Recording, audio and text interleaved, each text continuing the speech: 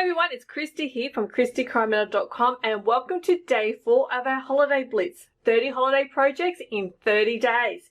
So let's go over the supplies that you will need. You'll need a piece of crumb cake cardstock. Now this piece does measure 11 3/4 of an inch by 4 1/8 of an inch, scored in half.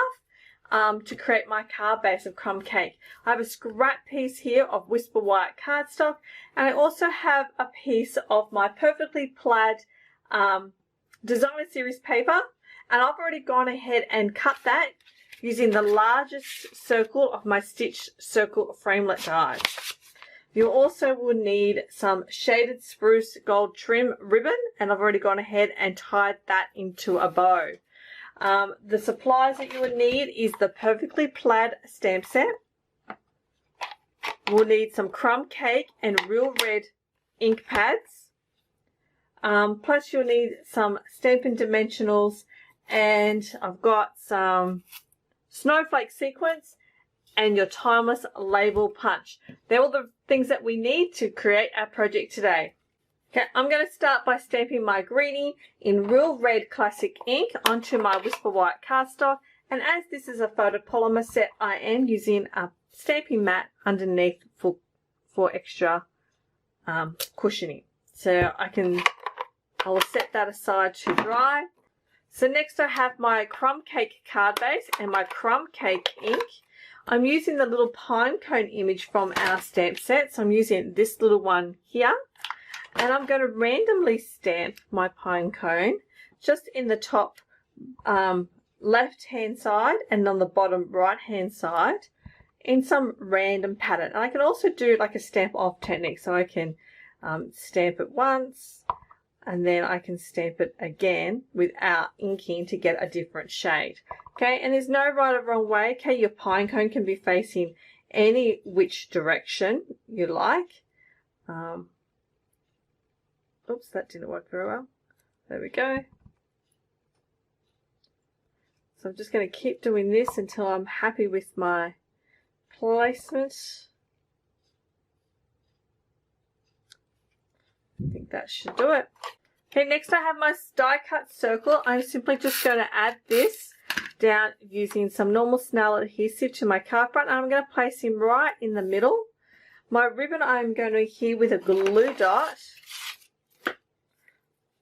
My ribbon I'm going to adhere with a glue dot, and it's going to go right about here. So I'm just going to make sure that my loops are big enough and I can, you know, wiggle it around and adjust it to the length that I need it to be. So I think that might be just a little bit too big on that side. And I'm just going to attach this to my card with a glue dot.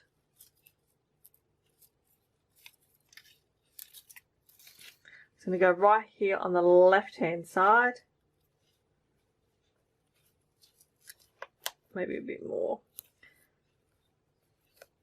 Sit like that, and we'll trim his ends off in a little while.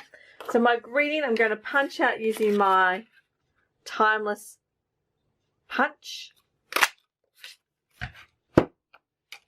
And I'm going to adhere this to my card front.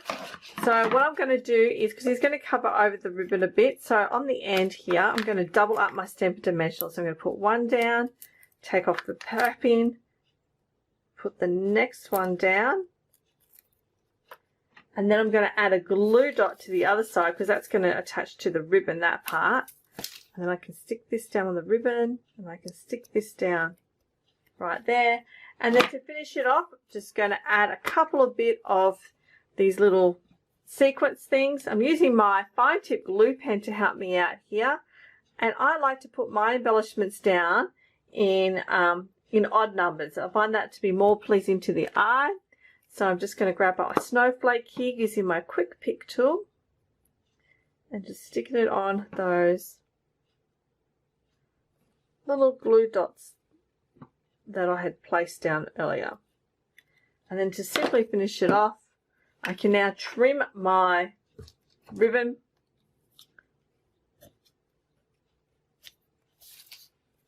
Move all this out of the way. Okay, and there's our card. That was quick and easy to make. Thanks for watching. Don't forget to subscribe to my YouTube channel for more fun tips and techniques and project tutorials, and I'll see you next time for another fun holiday project. Bye for now. Oh, what fun it is to ride in a one-horse open sleigh.